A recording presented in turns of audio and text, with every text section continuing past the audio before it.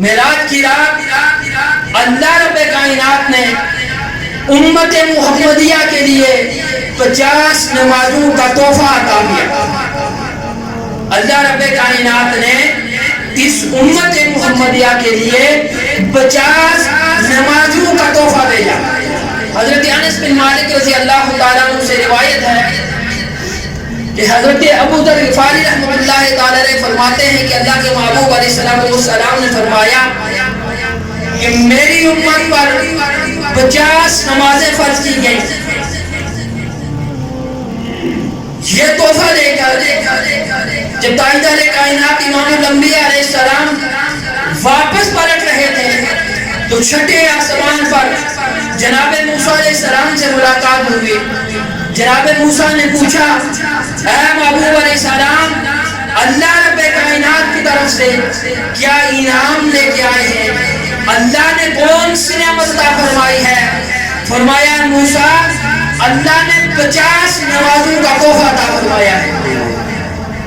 جناب موسیٰ علیہ السلام نے عرض کی یا رسول اللہ آپ کی امت 50 نمازیں نہیں ادا کر سکے گی کیونکہ جناب موسیٰ علیہ السلام بنی اسرائیل کا تجربہ رکھتے تھے. فرمایا محبوب علیہ السلام آپ کی امت 50 نمازیں نہیں ادا کر سکتی. اللہ کی بارگاہ میں جائیں اور مالک سے تخفیف کی درخواست کریں. جناب موسیٰ علیہ السلام نے عرض کی میرے کریم آقا پھر اللہ کی بارگاہ میں حاضر ہوئے, تخفیف کی درخواست کی. 5 نمازیں معاف ہوئی, باقی 45 رہ گئی. پھر آئے, انہوں نے کہا پھر جائیں, پھر حضور اللہ کی بارگاہ میں جائیں. حتیٰ کہ 9 جگہ نبی کریم علیہ السلام نے رب کی بارگاہ میں لگائے. 45 نمازیں معاف ہو گئی. اب جب اتنی معاف ہوئی واپس پلٹے. پھر جناب موسیٰ نے کہا یا رسول اللہ ایک چکر اور لگائیں تو یہ نمازیں ساری معاف ہو جائیں گی. اب میرے مصطفیٰ کریم علیہ السلام نے فرمایا کہ اے موسیٰ اب مجھے اپنے رب سے حیا آتی ہے, مجھے اپنے رب سے شرم آتی ہے کہ میں پھر 5 بھی معاف کروانے کے لیے رب کی بارگاہ میں جاؤں. اب اس پر 1-2 باتیں عرض کروں کہ کیا اللہ رب کائنات کو علم نہ تھا کہ بالآخر 5 نمازیں رہ جائیں گی؟ تو اللہ کو تو یہ پتا تھا. اللہ دیتا ہی 5 نمازیں, پھر حضور گئے تو 5 نمازیں معاف, پھر حضور گئے تو 5 نمازیں معاف. 5 کر کے میرے مالک نے حتیٰ کہ 9 مرتبہ جب حضور گئے تو ساری معاف کر دی, صرف 5 باقی رہ گئی. اللہ کا علم بڑا وسیع ہے, اللہ کا علم قدیم ہے, اللہ کا علم حادث ہے. اس کو تو پتا تھا کہ بالآخر 5 نمازیں رہ جانی ہیں, وہ عطا ہی 5 کرتا. لیکن اگر وہ 5 دیتا تو لوگوں کو عظمت مصطفیٰ کا کیسے پتا چلتا؟ اللہ رب کائنات کے ہاں محبوب کی جو عزت تھی, محبوب کی جو تکریم تھی, محبوب کی جو قدر و منزلت تھی, اس کے لوگوں کو کیسے پتا چلتا؟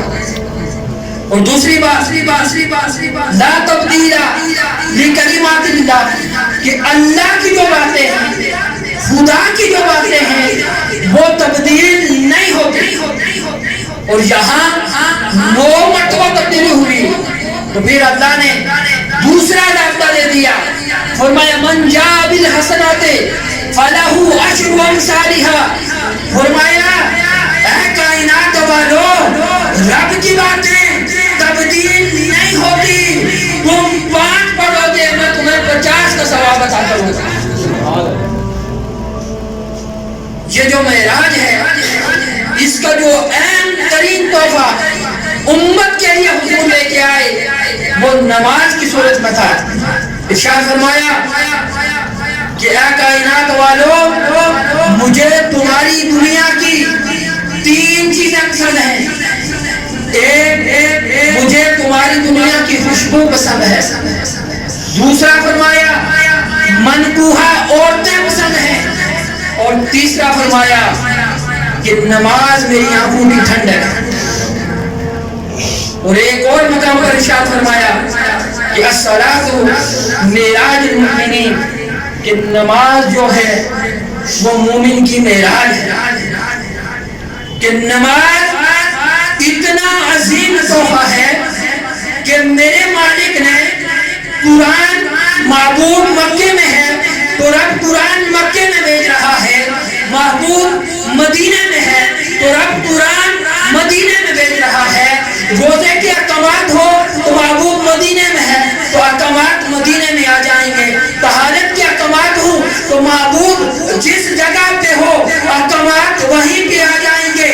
باقی ساری کائنات میں جتنے معاملات جتنے احکامات آئے، محبوب مکے میں تھا تو قرآن مکے میں، محبوب مدینے میں ہے تو قرآن مدینے میں ہے، محبوب بستر پر ہے تو قرآن بستر پر، محبوب مسجد میں ہے تو قرآن مسجد میں ہے، محبوب جہاں پر ہے جناب جبریل وہ احکامات لے کر وہی محبوب کی بارگاہ میں حاضر ہو جاتے ہیں۔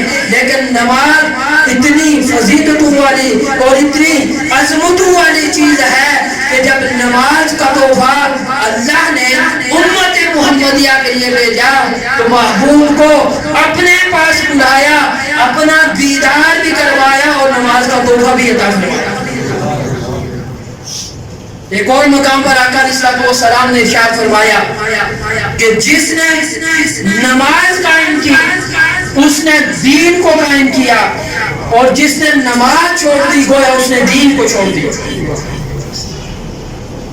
صحابہ کرام رضوان اللہ تعالی علیہم اجمعین مومن اور کافر کے درمیان فرق نماز سے کرتے تھے، کہ جو نماز پڑھتا تھا صحابہ فرماتے ہیں ہم سمجھتے تھے کہ یہ مومن ہے ہی مومن اسی لیے تو نماز پڑھ رہا ہے، اور جو نماز نہیں پڑھتا تھا ہم سمجھتے تھے کہ اس کا ایمان کے ساتھ کوئی تعلق نہیں۔ اور کل قیامت کے دن اللہ رب کائنات سب کو ارشاد فرمائے گا کہ مجھے سجدہ کرو۔ آج کوئی کرتا ہے سجدہ، کوئی نہیں کرتا، لیکن کل وہ چاہے گا کہ وہ اللہ کو سجدہ کرے۔ جو آج سجدے نہیں کرتا یا جو سجدے کرتا ہے، ہر ایک یہ چاہے گا کہ میں اللہ کو سجدہ کروں، لیکن جو دنیا میں سجدہ نہیں کرتا کل قیامت کے دن جب میرا مالک ارشاد فرمائے گا کہ سجدے میں جھک جاؤ، وہ آرزو رکھنے کے باوجود اس کی کمر اکڑ جائے گی اور وہ اللہ کو سجدہ نہیں کر سکے گا۔ اور پھر جس صف میں دشمنان خدا کے دشمن فرعون، قارون، حمان، شداد، ابی بن حلب، یہ بڑے بڑے خدا کے جو دشمن ہوں گے، جس صف میں یہ کھڑے ہوں گے میرا مالک بے نماز لوگوں کو اس صف میں کھڑا کر دے گا۔ کیا ہم میں سے کوئی شخص اس بات کو گوارا کرتا ہے کہ قیامت کے دن فرعون کے کندھے کے ساتھ کندھا ملا کر وہ کھڑا ہو؟ کیا کوئی یہ گوارا کرتا ہے کہ قارون اور شداد اور نمرود جیسے بدبختوں کے ساتھ کوئی کندھا ملا کر کھڑا ہو؟ یقیناً ہرگز کوئی مومن، کوئی مسلمان، کوئی کلمہ پڑھنے والا، کوئی اللہ کی توحید اور تاجدار کائنات کی رسالت کا اقرار کرنے والا کبھی بھی اس بات کو گوارا نہیں کرتا کہ وہ کسی خدا کی دشمن کے ساتھ میں کھڑا ہو۔ تو پھر اگر کل بچنا چاہتے ہیں، کل اس بات سے بچنا چاہتے ہیں کہ اللہ ہمیں فرعون کے ساتھ، قارون کے ساتھ اور حمان کے ساتھ کھڑا کرے، اگر اس بات سے بچنا چاہتے ہیں تو اپنی جبین کو خدا کے حضور جھکانا پڑے گا، اپنی پیشانیوں کو اور اپنی پیشانیوں کو, اپنے ماتھے کو اللہ کے حضور جھکانا پڑے گا, اللہ کی بارگاہ میں سجدہ ریز ہونا پڑے گا. جو مالک نے جو نمازیں فرض کی ہیں ان کو پڑھنا پڑے گا, وگرنہ جو شخص نماز میں کوتاہی کرے گا میرا مالک کب اسے فرعون, قارون اور حمان کی صف میں کھڑا فرما دے گا. حضرت سیدنا ابو ذر غفاری رحمۃ اللہ تعالی علیہ آپ کے ساتھ حضرت سیدنا عثمان ذو النورین رضی اللہ تعالیٰ عنہ کہتے ہیں کہ ہم اکٹھے جا رہے تھے کہ راستے میں ایک درخت آیا, ایک شاخ لٹک رہی تھی جس کے اوپر زرد پتے تھے. حضرت ابو ذر نے اسے پکڑ کر زور سے جنبش دی, جتنے بھی زرد پتے تھے سب کے سب گر گئے اور شاخ خالی ہو گئی. حضرت عثمان فرماتے ہیں کہ میں اس منظر کو دیکھ کر معذور ہوتا رہا. پھر حضرت ابو ذر کی طرف متوجہ ہوا, پوچھا ابو ذر تو نے یہ کیسا عمل کیا ہے؟ فرمایا عثمان ایک دن میں تاجدار کائنات امام الانبیاء کے ساتھ جا رہا تھا تو راستے میں ایک ایسا ہی درخت آیا اور اس کی شاخ تھی جس پر زرد پتے تھے. آقا کریم علیہ السلام نے اس کو پکڑ کر جنبش دی, پتے نیچے گرنے لگے. اور میں اس منظر کو دیکھ رہا تھا, آقا کریم علیہ السلام نے میری طرف دیکھ کر کہا کہ ابو ذر تم نے پوچھا نہیں کہ میں نے شاخ کو جنبش کیوں دی؟ تو کہا اے ابو ذر جس طرح میں نے شاخ کو جنبش دی اور سارے کے سارے پتے گر گئے, اسی طرح جب کوئی بندہ مومن نماز کے لیے کھڑا ہوتا ہے تو اس کے سارے گناہ گر جاتے ہیں.